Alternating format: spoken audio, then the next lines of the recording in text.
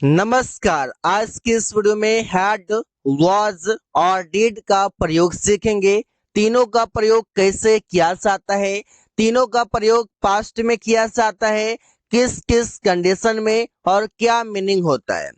Use of had.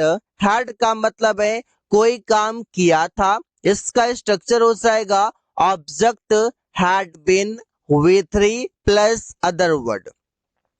यहाँ पर had का प्रयोग किया गया है। सेंटेंस का मीनिंग कैसे होगा देखिए, काम पूरा किया गया था।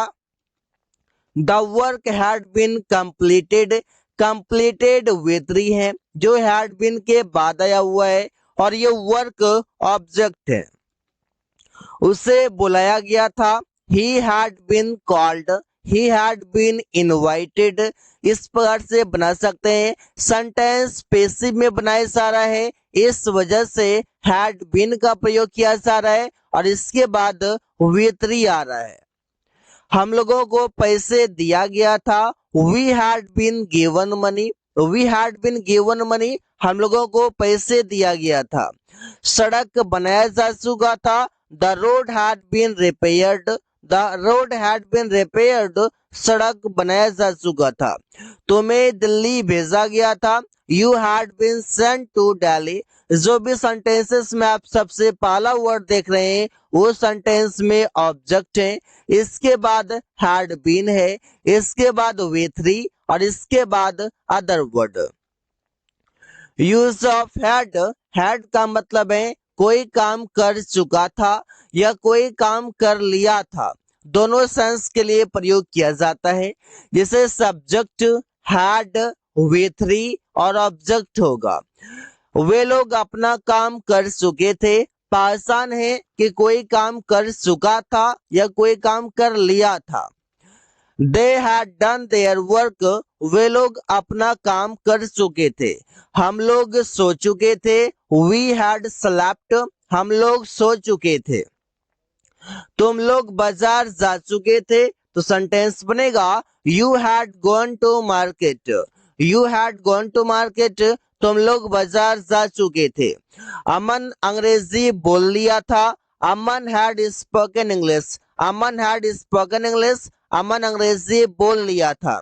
तो ऐसे ही सेंटेंसेस कई सारे हैं जिसमें आप हैड का प्रयोग कर सकते हैं। हैड के साथ वे थ्री और ऐसे मीनिंग आएंगे।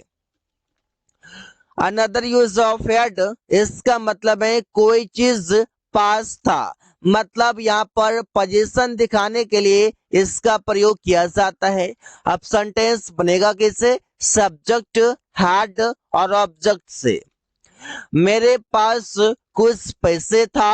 आई had some money. I had some money, मेरे पास कुछ पैसे था।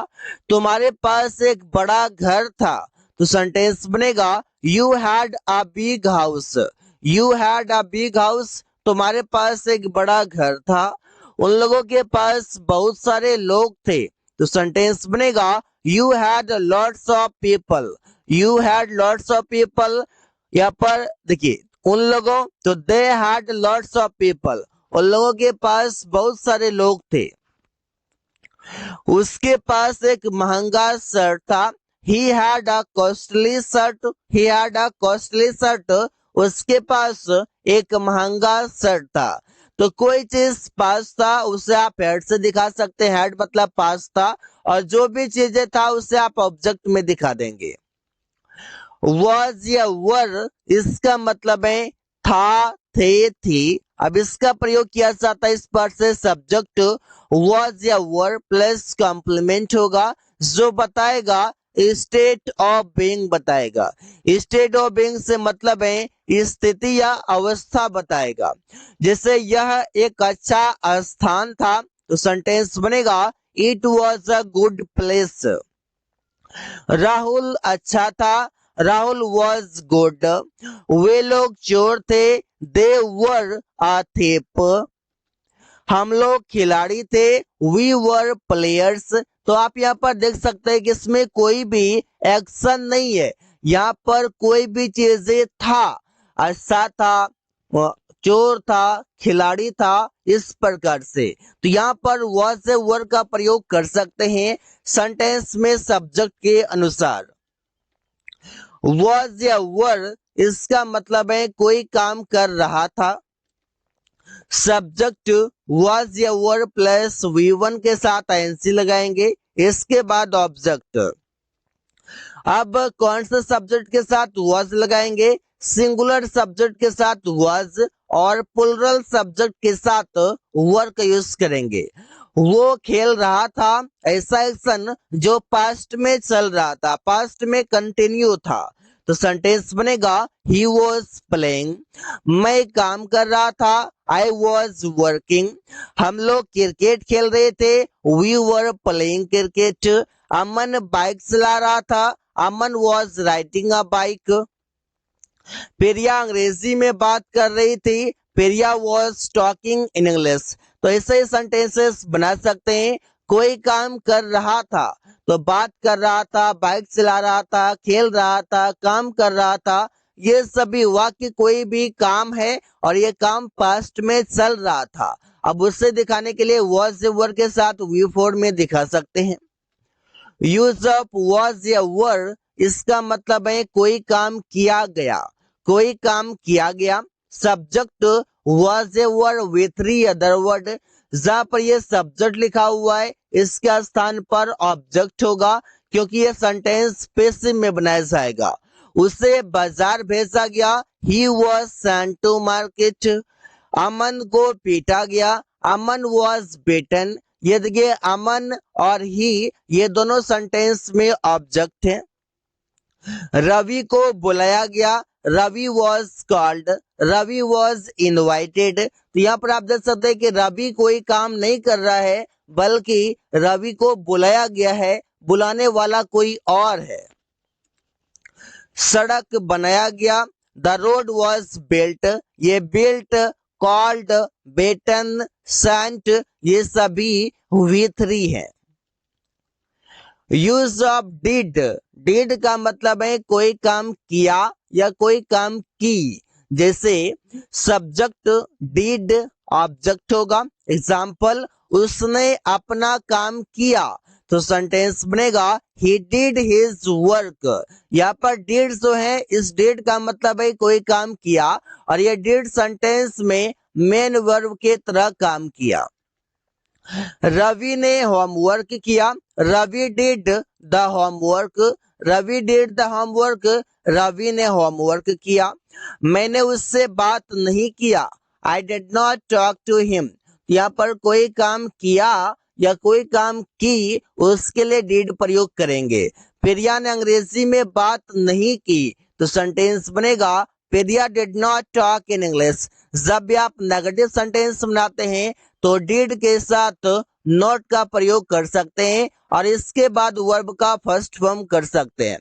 अब अगर जो सेंटेंस पॉजिटिव है और उसमें दिखा रहा है कोई काम किया, तो वहां पर डिड लिखेंगे और डिड ये सेंटेंस में मेन वर्ब होगा। जैसे कि यहाँ पर he did his work, he did his homework ऐसे बोल सकते हैं। यहाँ पर ये जो डिड है, ये डिड सेंटेंस में मेन वर्ब है और लास्ट के 2 सेंटेंस जो हैं इसमें डिड हेल्पिंग वर्ब है। इसमें दोनों ये क्या है, हेल्पिंग वर्ब है।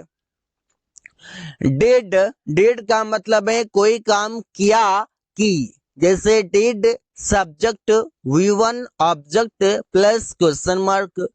क्या वो बाजार गया, did he go to market. या पढ़ के did subject V1 plus object.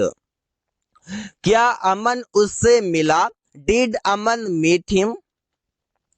अमन क्यों वहां गया, why did Aman go there, why did Aman go there, Aman क्यों वहां गया।